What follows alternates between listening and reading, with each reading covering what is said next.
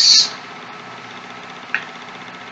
Bienvenidos a esta nueva conferencia en obstetricia. Un agradecimiento especial a la Junta Directiva de la Sociedad Peruana de Obstetricia y Ginecología, en la persona de su presidente, el doctor Antonio Ciudad, por la invitación para presidir esta conferencia, cuyo tema es manejo multidisciplinario del acretismo placentario. La exposición va a estar a cargo del doctor Álvaro José Nieto, médico especialista en ginecología y obstetricia de la Universidad del Valle, Colombia, especialista en medicina crítica y cuidado intensivo, docente universitario de posgrado en obstetricia y ginecología de la Universidad ICESI, médico asistencial de la unidad de alta complejidad obstétrica y líder de la clínica de espectro de acretismo placentario de la clínica Fundación Valle de Lili. También es investigador en el área de acretismo placentario. Con el doctor Álvaro José Nieto me une una gran amistad. Nos conocimos a raíz de la inquietud del doctor de un trabajo de investigación en acretismo, y después de eso hemos tenido innumerables encuentros, todos virtuales, y el tema que nos va a presentar es un tema muy actual y que va a dejar en claro cómo es que un problema obstétrico como es el acretismo placentario, debe de ser abordado multidisciplinariamente para optimizar los resultados en beneficio tanto de la paciente como de su feto. El doctor Álvaro José Nieto tiene mucha experiencia en esto y nos la va a transmitir en los próximos 25 minutos. Bienvenido, Álvaro. Muy buenas tardes a todos. Gracias a la Sociedad Peruana por invitarme a hablar de este interesante tema. Vamos a discutir un poco sobre el manejo multidisciplinario del acretismo placentario. Mi nombre es Álvaro Nieto, soy ginecólogo colombiano y trabajo en la Fundación Valle de Lili en la clínica de acretismo. No tengo conflicto de interés y varios de los contenidos que vamos a discutir en esta charla los pueden encontrar en la página de internet de nuestra clínica escaneando este código QR. Primero debemos recordar que es una patología grave el acretismo placentario. Aún hoy, en las maternidades más grandes de Latinoamérica y de otros países de bajos y medianos ingresos, se mueren pacientes por acretismo placentario. Y no solo en países de bajos ingresos, sino también en países del primer mundo. Esta publicación muestra cómo en los últimos 5 años se registran 20 muertes por acretismo en Estados Unidos. Cuando nos preguntamos por qué ocurren estos fallecimientos, encontramos una serie de oportunidades de mejora o retrasos, entre las cuales las dos primeras son competencias no técnicas. Aquí no estamos hablando de ausencia de cuidado intensivo o ausencia de servicios de hemodinamia, sino de inexperiencia del grupo tratante y de técnica quirúrgica inadecuada. Por supuesto, en unos puestos más abajo encontramos falta de recursos hospitalarios, subestimación del riesgo, pero miren cómo en el quinto lugar de nuevo aparece la elevada autoestima o el ego del cirujano y el rechazo a buscar ayuda. Miren cómo en estas primeras 6 causas hay 4 que no dependen de inversiones económicas grandes, sino de la actitud de los grupos tratantes. Entonces, ¿qué nos recomiendan los grupos expertos para nosotros prepararnos para hacer un manejo integral de pacientes con acretismo? Pues ustedes ven en esta tabla, ya casi se cumplen 10 años de esta publicación, y hay una lista grande de requisitos que deben cumplir los hospitales que atienden acretismo. Aquí van a encontrar en primer lugar las especialidades involucradas, una lista larga, pero en segundo y tercer lugar una serie de recursos tecnológicos y de procesos que los hospitales deben tener, específicamente cuidado intensivo y radiología intervencionista, pero también la capacidad de hacer transfusión masiva. Si esto fuera poco, ustedes encuentran aquí al lado derecho otra serie de características muy importantes que tienen que tener los centros de excelencia por acretismo. Y es que todas estas especialidades que ustedes ven al lado izquierdo de su pantalla deben estar coordinadas y trabajar en equipo con experiencia. ¿Y esa experiencia qué es? Pues haber atendido más de 100 casos en los últimos 5 años y tienen un flujo elevado de pacientes, que son 2 a 3 casos por mes, operadas por el mismo equipo, un equipo que esté soportado institucionalmente y que tenga confianza y comunicación. Como se dan cuenta, no es nada fácil. ¿Y por qué no es nada fácil? Porque estas patologías graves y de baja frecuencia representan un reto para los hospitales y los grupos médicos. Si bien generalmente cuando uno lee sobre acretismo placentario se enfoca en el tipo de cirugía, en dónde incido la piel, o por qué parte del útero saco el bebé, o si pongo balones ilíacos o hago ligadura de las arterias hipogástricas, eso se llama la respuesta. Entonces es importante tener planes de manejo adecuados, lista de chequeo, un equipo de atletismo y bastante comunicación y cirugía. Miren cómo se nos escapan muchas otras actividades y la preparación de un hospital o de un equipo para tener atletismo empieza mucho antes de la respuesta, empieza con la preparación. Entonces no creamos que hoy yo me reúno con el perinatólogo, el ginecólogo, el anestesiólogo y ya armo mi equipo de atletismo y ya estoy preparado. No, tenemos que ser más cautos y tener unos pasos anteriores que tenemos que cumplir si queremos tener resultados ideales. El primer paso entonces es la preparación, preparar mi protocolo de transfusión masiva, promover la donación tan disminuida ahora en tiempos de pandemia, preparar recursos y procesos, tener un entrenamiento específico en atletismo para el anestesiólogo, para los cirujanos y para los encargados del diagnóstico. Y estructurar un equipo de atletismo, es decir, un grupo de gente que siempre atienda los casos. Estas personas que siempre atienden los casos ven aumentada su curva de experiencia de manera más rápida.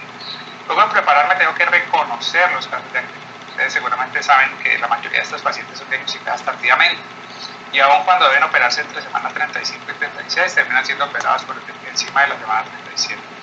Entonces esa preparación va mucho más allá del diagnóstico ecográfico por resonancia. Tengo que reducir la primera cesárea, corregir la anemia gestacional y hacer una planeación interdisciplinaria de la cirugía. Una vez hago la atención quirúrgica, viene un paso muy importante que muchas veces olvidamos, y es que terminamos la cirugía y nos queremos ir para la casa porque la cirugía estuvo muy difícil. Pero perdemos una oportunidad importante si no hacemos actividades de debriefing, investigamos y evaluamos o nos autoevaluamos los resultados y establecemos un registro prospectivo de los resultados clínicos de nuestra paciente. Y muy importante, si no interactuamos con otros grupos. En Latinoamérica hay grupos en cada país que se dedican a atender atletismo y también en otros países. Y seguramente si ustedes les escriben un correo electrónico a la vuelta de unos días van a tener respuesta y van a ver un crecimiento importante de su grupo. ¿Por qué es tan importante esto de establecer un grupo fijo e interactuar con otros grupos? Miren cómo esta gráfica, esta curva amarilla es el rendimiento de los equipos interdisciplinarios. Este es el punto cero, cuando nos reunimos y decimos, sentamos al jefe de anestesiología, al de radiología, al ecografista, al obstetra, al urólogo y les decimos, bueno, hagamos nuestro equipo de atletismo. Pues uno dirá que ya estoy listo, pero no. Cada uno de estos líderes está acostumbrado a trabajar solo y a liderar en su pequeño campo de especialidad. Pero cuando los ponemos juntos comienza a haber roces, problemas, desacuerdos y el rendimiento del grupo decae. Es decir, tenemos inicialmente siempre un equipo disfuncional. Con el tiempo habrá gente que se vaya y gente que llegue, se desarrolla el equipo potencial y al mediano plazo definitivamente se van a quedar los que son. El equipo verdadero comienza a crear normas, a resolver sus conflictos y solo en ese momento llega la producción no solo de mejores resultados clínicos, sino también probablemente de producción científica. Entonces este tiempo e inversión de recursos destinados al desarrollo de equipo es indispensable y por más de que queramos llegar rápido a tener esos resultados, tenemos que saber que va a ser un esfuerzo de mediano o de largo plazo. Este es el grupo interdisciplinario de mi institución, una gran cantidad de colegas que se han esforzado mucho por obtener resultados importantes y uno de los esfuerzos más grandes que han hecho es hacerse a un lado a veces, para que no sean todos los que atiendan todos los pacientes, sino unos pocos especialistas los que atiendan la mayor cantidad de los casos. Les pongo un ejemplo, a un hospital llegan 10 pacientes al año de atletismo, pero usted tiene 5 cirujanos y todos quieren operar atletismo. Pues esos 10 pacientes al año, si cada cirujano opera uno, terminarían operando solo 2 por año. Diferente es si los dos mismos cirujanos operan todos los casos. Ven como la curva de experiencia es más empinada. Por eso es lo importante de tener grupos interdisciplinarios. Y esto es uno de las dificultades más grandes, porque todos creemos que podemos operar bien y queremos tener ese protagonismo de operar todos los pacientes. Pero una recomendación grande es, hay muchos campos, el atletismo es uno de ellos. Habrá gente que le gusta endocrinología, gente que le gusta el embarazo gemelar, gente que le gusta la menopausia, la infertilidad. Entonces repartan las funciones y cada uno se encarga de potenciar ese nicho de especialidad en la obstetricia. ¿Por qué es tan importante acumular casos? Miren, esta gráfica es el rendimiento en cuanto a pérdida sanguínea. Miren que cuando un ginecólogo se gradúa y empieza a operar cáncer de ovario, su sangrado aumenta hasta que llega al caso 16 y ahí se estabiliza, o sea, como que llega al culmen de la curva de entrenamiento y comienza a mejorar sus resultados, es decir, el sangrado de sus pacientes comienza a ser menor y se dice que está adecuadamente entrenado para que su volumen de sangrado disminuya después del caso 50. Es decir, se necesita acumular pacientes, tener problemas, resolverlos, superar dificultades para tener mejores resultados clínicos. Algo muy parecido pasa con todas las patologías complejas. Si bien este estudio no lo tenemos en atletismo placentario, pues nos dice que ese número de 100 casos atendidos por el grupo interdisciplinario en 5 años no está tan descabellado. ¿Qué pasa en nuestros países? Este es un estudio que hicimos en mi país, en Colombia, y lo que hicimos fue buscar los hospitales que tenían registrado ante los entes de control todas las especialidades necesarias. Y esas ciudades o regiones del país donde estaban estos hospitales las marcamos de color oscuro. Miren cómo la mitad de mi país está claro, es decir, no hay hospitales de alta complejidad. Cuando dibujamos solo esos hospitales de alta complejidad que tuvieran hemodinamia, salas de radiología intervencionista, miren cómo las áreas oscuras son cada vez menos. Y cuando graficamos solo aquellos hospitales que tuvieran todas estas especialidades y que atendieran más de 6 casos de atletismo por año, miren que solamente tenemos 6 ciudades en 4 regiones de mi país donde están ese tipo de hospitales. ¿Recuerdan que los hospitales debían tener un alto flujo de pacientes para adquirir experticia? Pues miren cómo son pocos los hospitales que logran esos requisitos. Y algo muy similar pasa en Latinoamérica. Con la ayuda de varios de los conferencistas de este evento científico, realizamos en Latinoamérica una encuesta. Aquí están los hospitales que participaron en el Perú. Y miren cómo de los 154 hospitales que nos respondieron la encuesta, eran los hospitales más grandes de cada país, en las ciudades más grandes, o sea, los hospitales de referencia para atletismo, solo 14 hospitales tienen un equipo de atletismo y más de 2 casos por mes. Había países enteros donde no había ninguno de estos hospitales. Entonces esa problemática de bajo flujo de pacientes y de falta de organización de esos equipos interdisciplinarios lo comparte toda Latinoamérica. ¿Qué pasa en Latinoamérica? En esta misma encuesta les preguntamos quién operaba el atletismo placentario. ¿Recuerdan que hemos hablado aquí que estas pacientes deben ser operadas siempre por las mismas personas para que estas personas mejoren sus competencias quirúrgicas? Pues solo la mitad de los hospitales en Latinoamérica, el 52%, dijeron que siempre son los mismos cirujanos. Y cuando les preguntamos si tenían un equipo de atletismo, solo 1 de cada 3 hospitales en Latinoamérica tiene un grupo de personas que se dedican a mejorar sus competencias o que le invierten un poquito más de tiempo del necesario al estudio del atletismo placentario. Entonces tenemos bastante por mejorar. Y los hospitales que tenían ese grupo de atletismo, ese equipo de atletismo en esos hospitales, ¿quién conformaba ese equipo? Pues miren que casi que la totalidad de estos equipos están conformados exclusivamente por obstetras y en segundo lugar por urólogos.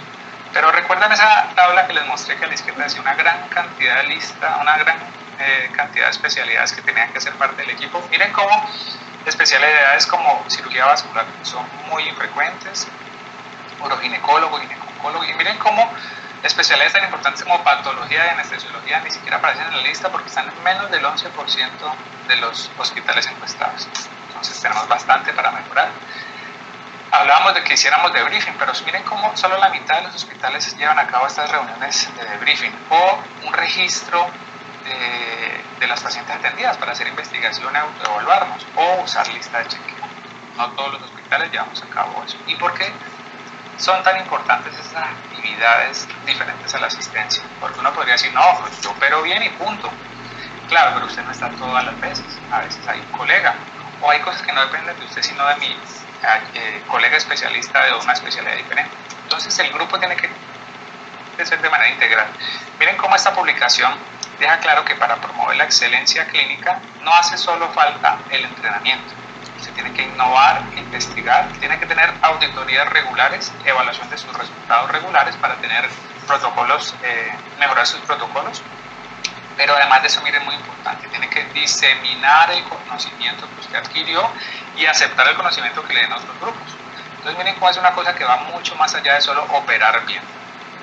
Les voy a comentar la experiencia de mi hospital. Nosotros nos adherimos a todas estas recomendaciones. Nosotros desde el 2011 atendemos acretismo placentario de manera protocolizada, pero hasta el 2015 miren cómo los pacientes con acretismo placentario confirmado eran pocos, 4 a 8 por año. ¿Qué hacíamos? Hacíamos anestesia general, balones en arterias ilíacas internas y a todas les hacíamos histerectomía.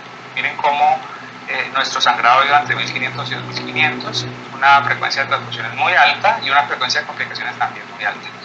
En el 2015 entramos en contacto con un grupo experto en otro país, en Argentina, el grupo del doctor Palacio Araquemada, y gracias a esa interacción comenzamos a mejorar. El primer paso fue establecer nuestro equipo de acretismo, una serie de personas que estuvieran siempre a cargo de esta patología para que mejorara su curva de entrenamiento. No tiene que ser el mejor cirujano, ni la persona más hábil, tiene que ser una persona que se dedique a esto y que tenga el compromiso de poco a poco ir mejorando sus capacidades. Esta comunicación continua entre el grupo local y el grupo experto tiene que mantenerse a lo largo del tiempo. No es que usted hizo un curso y ya, no, usted tiene que seguir en contacto y dejarse evaluar por sus pares.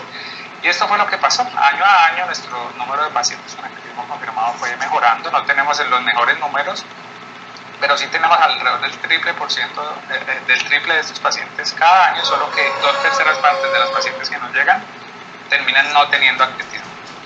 Poco a poco fuimos haciendo más compleja nuestra interacción y aprendimos por ejemplo a hacer cirugía conservadora, cambiamos los balones ilíacos por balón aórtico, cambiamos la anestesia general por anestesia conductiva.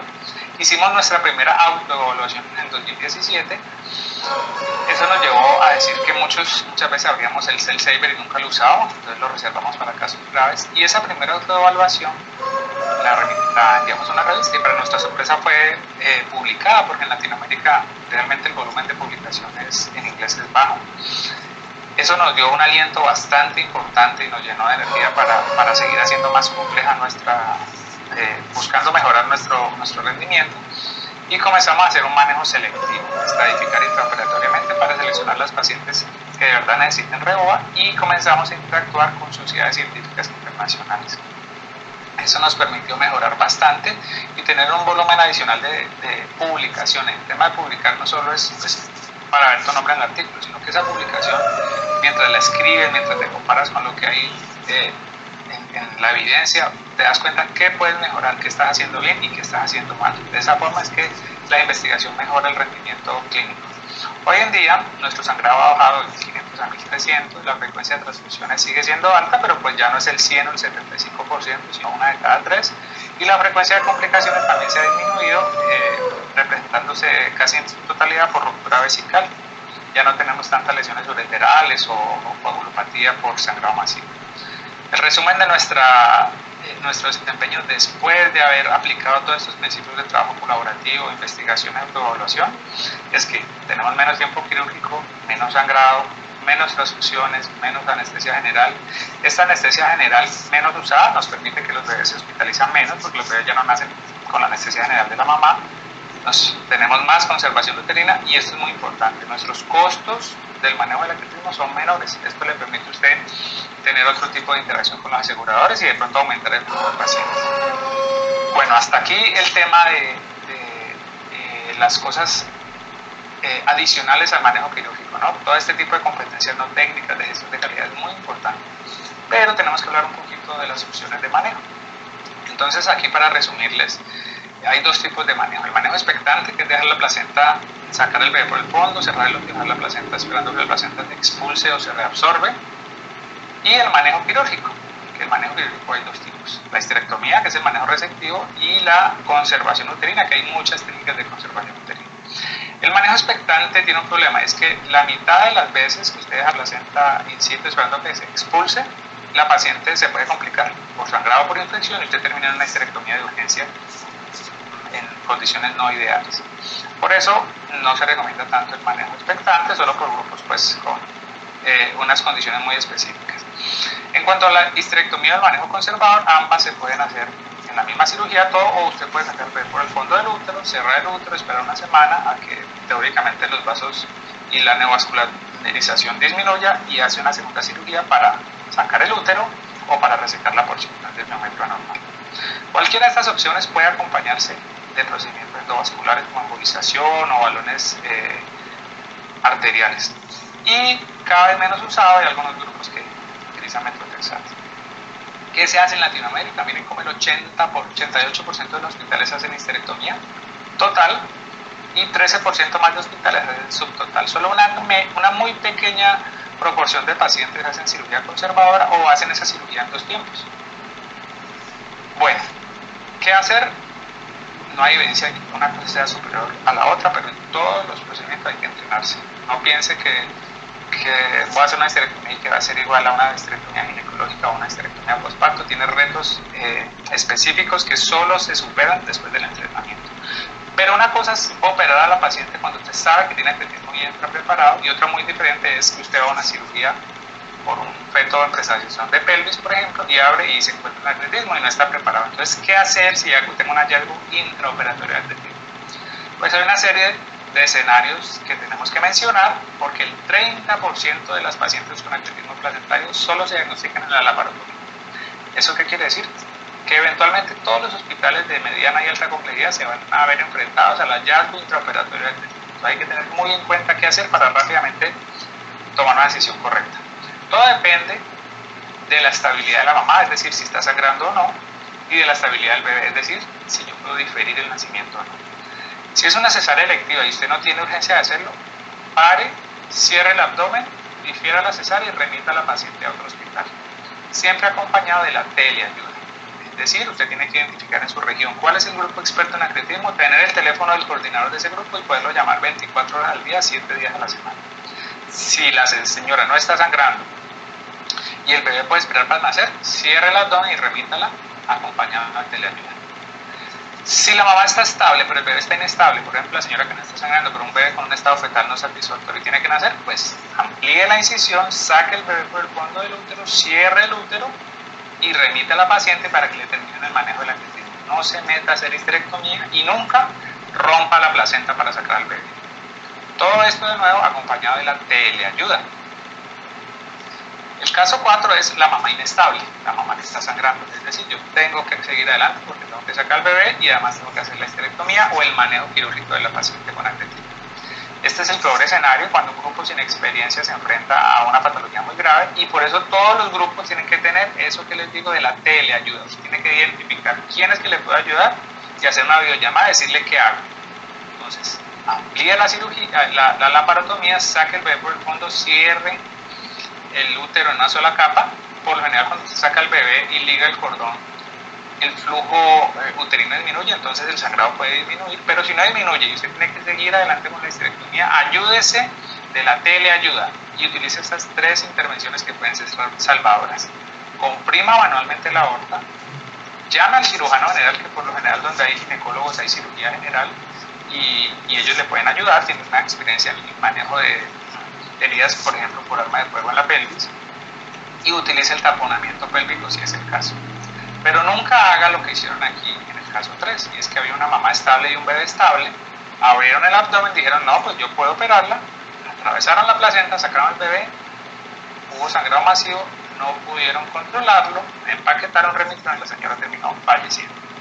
Entonces, mamá y bebé estable, difiera la cesárea, bebé inestable, mamá estable, haga la cesárea, difiera la histerectomía, y si la mamá está inestable, vaya adelante con la cesárea y histerectomía, aplique comprensión manual de la aorta, llama al cirujano general, siempre tenga mano de empaquetamiento pélvico, y en los 3 casos utilice la teleayuda con un grupo experto al que usted previamente ha contactado y con el que se ha preparado para atender ese tipo de casos.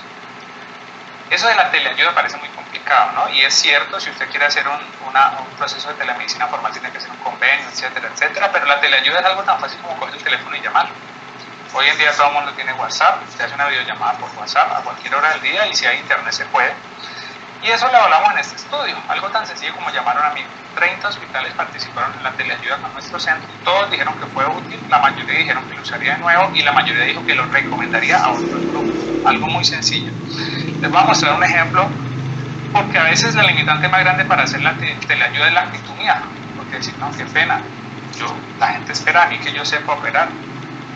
¿Cómo yo voy a llamar a otra persona? Qué pena, ¿qué dirán de mí mis colegas? Pues deje eso a un lado. Les voy a mostrar un ejemplo. Hay un colega, un buen amigo de Bolivia que se llama Rudy Aguilera. El doctor Aguilera tiene un elevado flujo de pacientes con acretismo y bastante experiencia en su centro. En su centro operan mucho más acretismo de lo que operan en mi hospital, solo que él no había llegado a realizar la cirugía resectiva reconstructiva. Pues Rudy fue tan valiente y tan humilde de que permitió que hiciéramos una telellamada dentro de la cirugía y fue siguiendo los pasos y se dejó guiar y terminó haciendo una cirugía resectiva. Este es un... Miren cómo pregunta que qué hago. Y miren aquí a la derecha se ve el celular.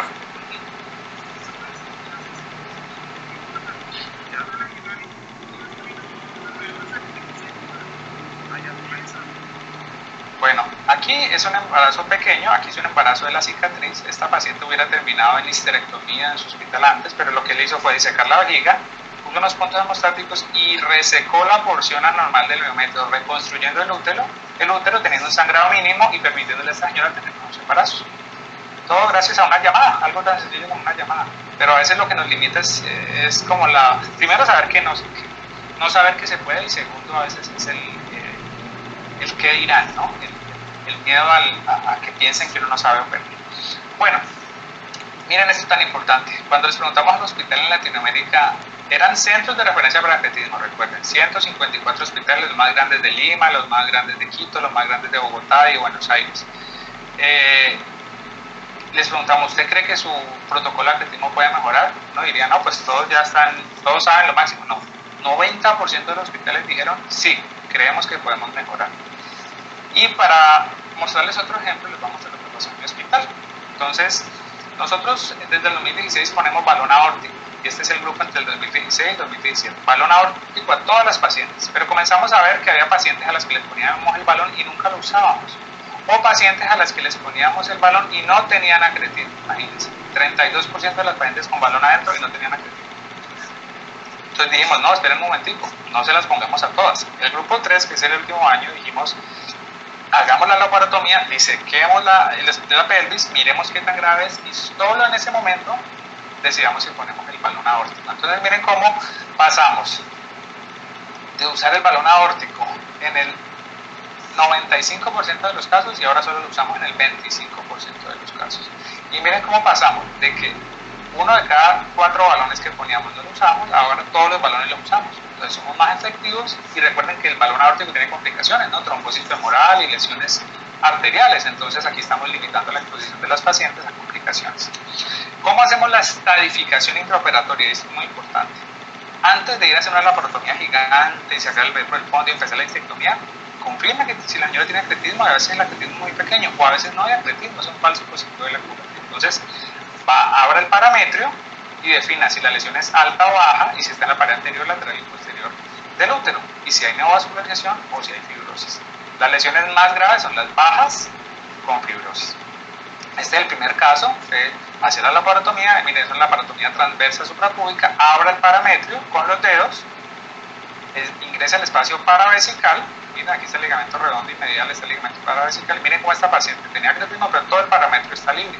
Esta paciente no necesita balón aórtico. Miren, aquí están los vasos, miren estos vasos que unen la cara anterior del útero con la vejiga. Aquí ya se están ligando. No necesita ligachur o bipolar avanzado, si lo tiene perfecto, pero pues no es necesario. Miren que aquí hemos ligado otro y otro y otro y otro. Y usted liga todos los vasos. Liga arriba, liga abajo y corta en la mitad.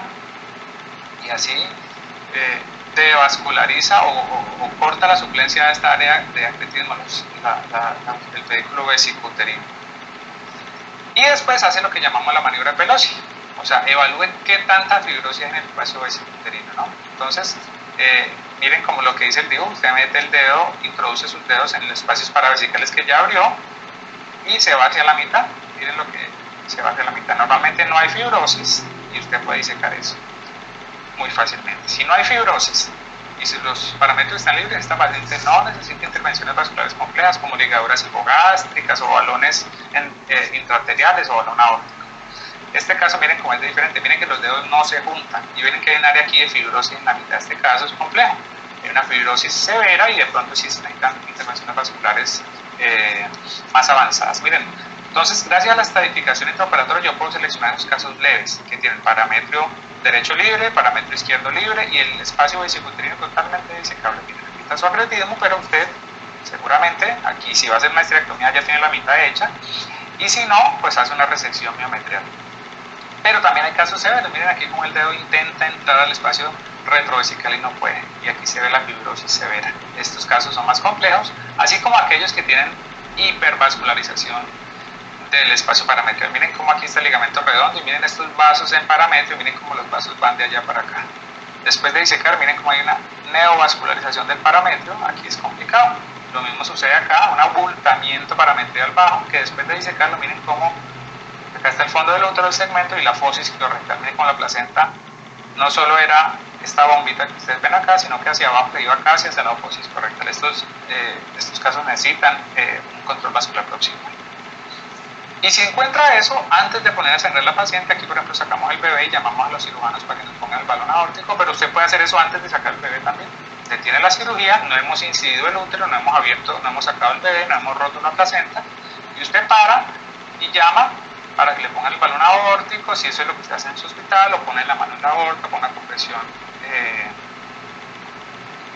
aórtica manual, o saca el bebé por el fondo, desplaza el útero hacia adelante y repara las arterias hipogástricas.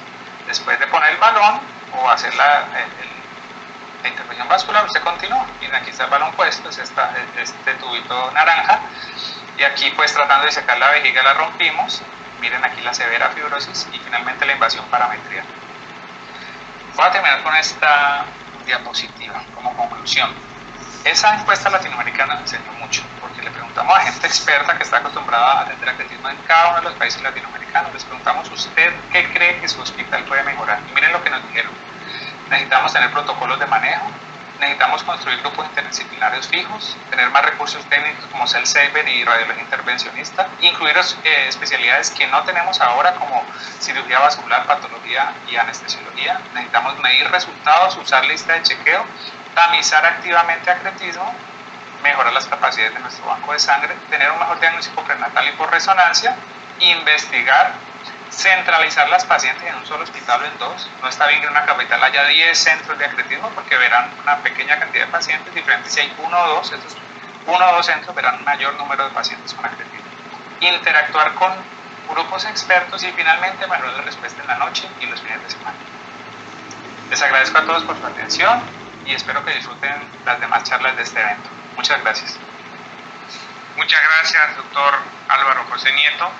La verdad, una charla muy interesante que reta a los ginecólogos a veces a modificar un poco ese pensamiento y hacer más accesibles a lo que hoy en día está de moda, como es la teleayuda.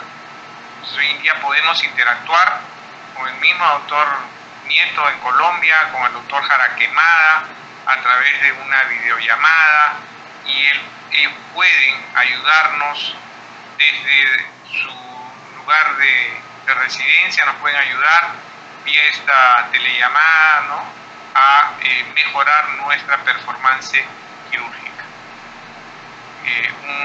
Una muy buena experiencia que tenemos que tratar de poner en práctica aquí en nuestro país, donde tenemos también muchos casos de espectro de acretismo placentario. Una vez más, mi agradecimiento a la Junta Directiva de la Sociedad Peruana de Obstetricia y Ginecología por la invitación a este magnífico evento. Hasta la próxima.